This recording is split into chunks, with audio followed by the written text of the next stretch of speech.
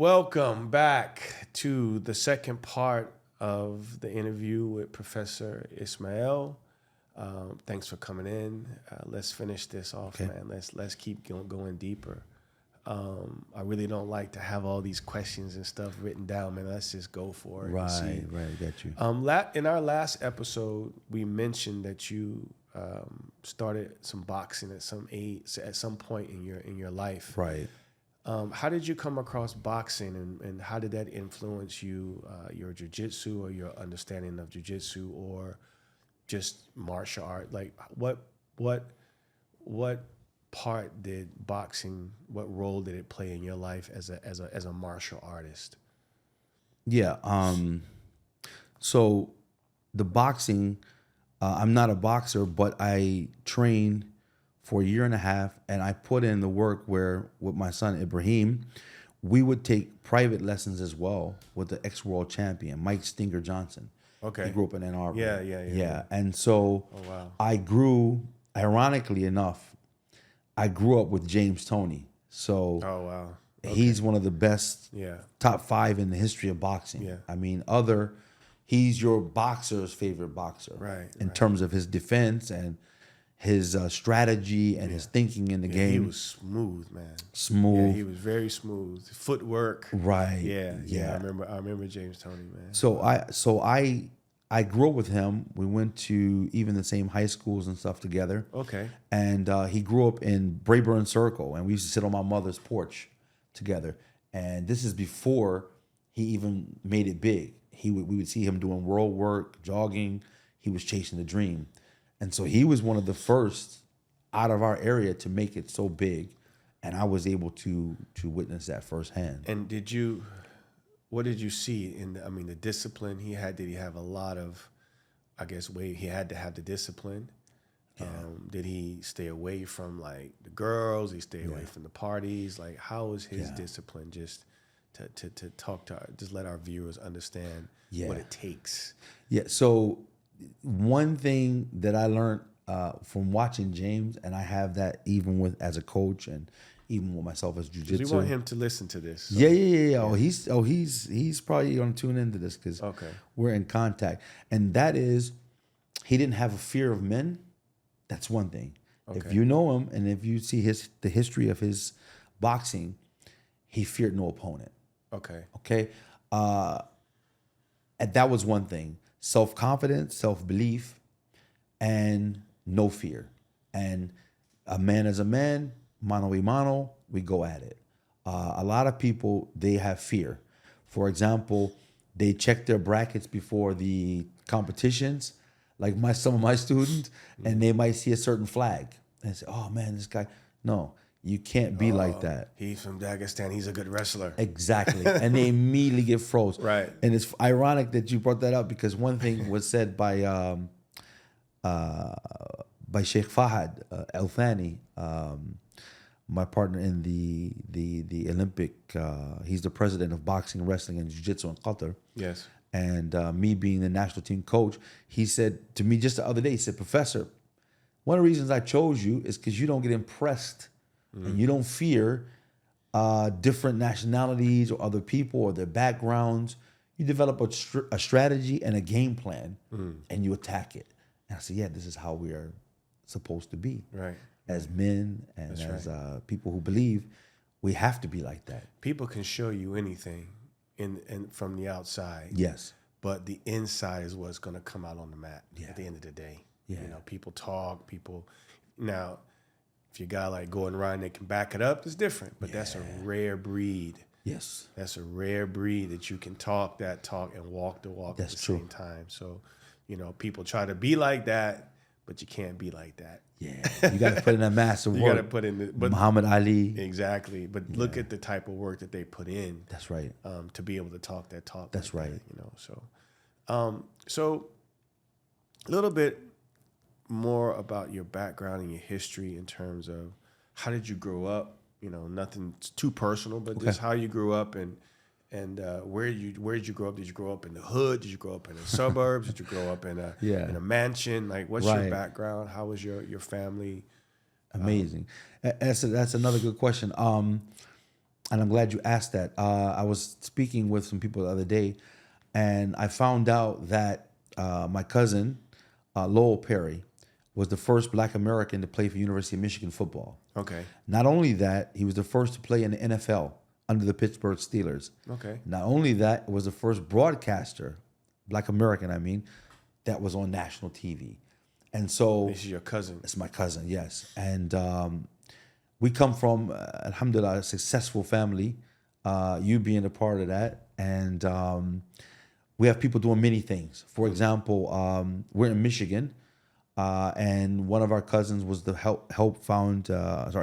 was part of the founding of Ford Motor Company, was a Perry as well. He's the first Black American who was the line coach and the development of the different automobiles and stuff like that. And we come from a rich history. And so Successful, educated Black men in your family. not all. Some were They took street the- entrepreneurs. Let's say it like that. Street entrepreneurs. I got So you. you have a mix of them both. Okay. And they were successful in that as well. Yeah. And so, my mother, she has an MBA. She's wrote 2 books.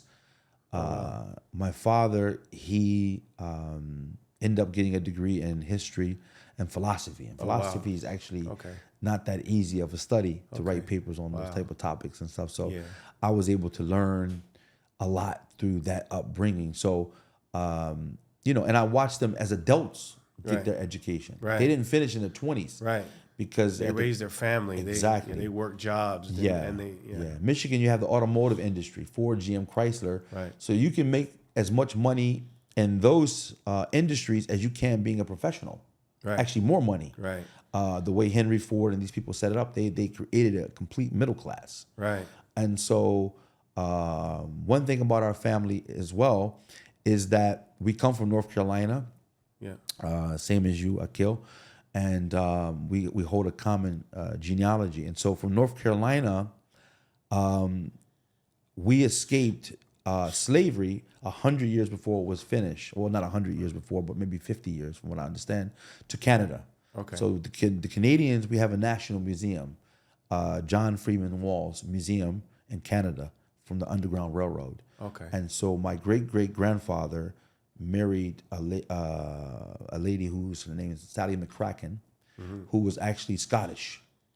And so she would bring him through the different states and pretend that she owned him. And so they end up making it to Canada and having kids and stuff. Oh, wow. Hence Michigan. We end up going back to the U.S. Okay. That's close to Canada. Yeah, it's only 1 hour away from our home. Okay. Is the bridge to Canada. Right. The Ambassador Bridge. So we live very close. We have half our family reunions in Canada, half in Michigan. Dr. Floyd Walls from University of Toronto, he wrote the book about our families on Amazon, A Road That Leads Somewhere. Oh, wow. So he chronicled that history. Okay. And we were actually Muslim originally, as I am now, as you are, and we're from the Fulani people. And the Fulani people originate from Libya, Algeria, all the way to Nigeria. So we came from, the Fulani people are in 8 different countries. Now, for the listeners, let me tell you how we figured out that we were actually relatives. I remember, if I'm not mistaken, I showed you a picture one time of my great grandmother, and she was a Bass, and she married and changed her name. She married so this was my grandfather's mother. Now, my grandfather was a Native American. His father was a Native American, and so we figured it out that she was a Bass. You're a Bass. You're from North Carolina. I'm from North Carolina, and you've got people in your family who've traced this back to figure out that my great grandmother we're in the same family lineage. Yes. So that was interesting to me to figure that out. Yeah. To figure that out that we were actually related, by blood. So how this comes around full circle, we both, accepted Islam. We both traveled the world. We both fell into jiu-jitsu. It's just amazing. Yes. SubhanAllah. So that was just a side note for the listeners to know how we actually connected.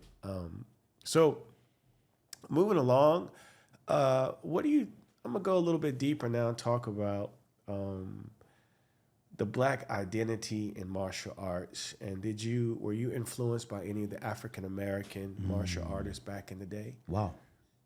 Nice question again. Moses Powell growing Yeah, up. you took it out of my mouth there. Yeah, exactly. Jim Kelly. Yes. Yeah, for sure. Of course, we all loved Bruce Lee growing up. So what was did you have any influences, particularly from the Black community in martial arts? Because I remember growing up, we had karate dojos. Yes.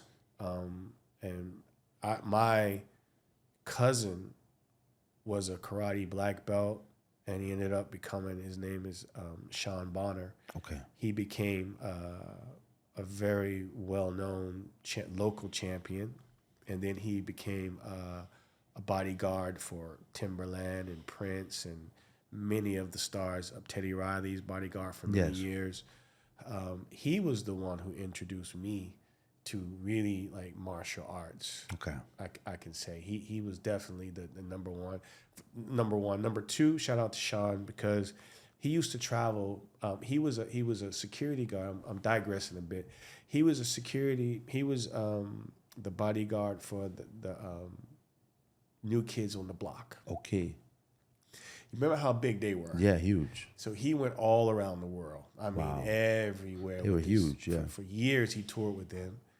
And so when he was in town, he would always call, "Hey, I'm in town. Let's go out. Let's go have breakfast." He'd always take me out to breakfast. We'd go out to eat, and he would tell me about his stories about London and Germany, and this happened in Japan, and he planted these seeds in my mind about wanting to travel one day. And he was the first person to really show me that you can do what you really love, and it can take you all over the world. So he was like my big brother. He's about maybe 6 or 7 years older than me only. Okay. But he was very dedicated martial artist. He fought in the bare knuckle tournaments, underground tournaments way back in the day. Got his tooth knocked out. Was wow. like, yeah, this is what happens in those kind of fights. I'm like, yo, that's not normal, bro. Yeah. But that's how he was. Wow. And then now he has this very successful security company back in North Carolina. But anyway, he was my sort of first influence. Inspiration. What about you? Like you said, Master Moses Powell. I mean, one thing about it is that the big influence I think that we both probably share is that from Malcolm X and from Muhammad Ali being one of the best boxers ever, when you say Muslim or Black American Muslim, it's usually synonymous with being a martial artist due to the discipline that the Nation of Islam had instilled. Yeah. And then after that, you had Worth D. Muhammad. Martial arts was always pushed in the community. So they had a guy who actually Bruce Lee respected. It was a guy from the West Coast. Last name was Muhammad. He was a captain in the nation. He was supposedly faster than Bruce Lee. It was one of the, I don't know if you remember his name. I can't recall it off the top of my head. But these people, like you said, Jim Kelly, and I met people and trained with people like Nalain Muhammad. Nalain is a master, and he got his black belt from Master Moses Powell. Wow. And he was under a guy named Abdul Mutakabir. Yeah. Okay, who's very famous. I've never met the brother. One of my favorites, man. Yes. One of my favorites. So these guys, the thing I love about them, they're open-minded as martial artists. As Nalain says, he's a master in the stand-up jiu-jitsu with the system from Master Moses Powell and Swam, which is under our brother. And so they both learned jiu-jitsu. So what I understand, and I remember the journey that Jacare, the famous head coach for Alliance. Yeah. Moved to the U.S. He lives in Atlanta, and Abdul Mutakabir got a black belt from him. Yeah. In his late 50s, Yeah, he yeah. trained for like 8-9 years, I guess, and then he got his. And I was just watching from afar. I don't personally know him. Yeah. Yeah, I followed his journey. Yeah. He has, Because you were in Atlanta, right? yeah. He has the Filipino martial arts. He has the kung fu. He has the tai chi. Yeah. He has the boxing. Wow. He has the grappling. He has jiu-jitsu. He has the karate background. He has all of the weapons. He's a true master. Wow.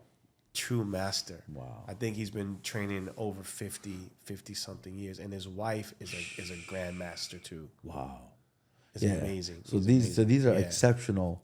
As I said, Nalaim Muhammad, these guys were bodyguards. These guys were ex Nation of Islam members.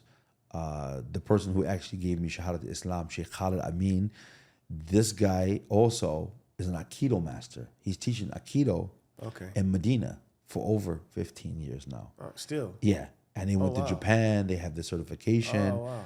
And it's amazing. Oh, wow. And so they were linked with people in Morocco who did Aikido. And Yeah. I've learned all of these different arts. I don't have belts in Aikido or Aikijitsu. Yeah. But I'm very fluent in them, I Yeah. should say. Yeah, I understand. So Yeah. those were my influences. Wow. Wow. Yeah. That's going to be a whole different podcast. When we go down that whole history road, that whole history of the African American Muslim martial artists and our influence on martial arts. That's a whole book. Even before we jump there, and another funny thing is, I was talking to, I was with Abu Alia, Dr. Abu Alia, who studied at the University of Medina. He called Dawood Adib. Dawood Adib, we didn't even talk about Islam. We talked about martial arts. Okay. Because he's also very fluent in it for like 30 minutes. He had so many names of people. Yes. I said, we had to get together and get a whole series. Yeah, we gotta put that together. I think that should be documented. It's a lot of, especially in the Northeast. Yes. In New York, New Jersey, in Philadelphia, a lot of great and then we're not even going to talk about the West Coast. Oh wow, there's so many people out there. So many. Yeah, that's a huge project, and I think that it. And I'm sure there are already people who have brought a lot of stuff together, so we don't have to do a lot of the work. A lot of people have already done that stuff. So we just bring it together and bring it to the people. Maybe if the viewers want that, comment in the comment section and let us know. Yeah, we'll have to get we got some contacts. Yes. To say. So let's close this one out for now. Okay. And we're gonna keep on going with this. We'll take a break, and this has been part 2 of this mini series. And we'll keep going. For our first attempt at this, we just wanted to get on the mic and hear ourselves talk, man. Yeah, that's it. We haven't seen each other in so long. And it's so much to talk about, but we'll get there. We'll get there. So stay tuned for the next part. Thank you for listening. Take care.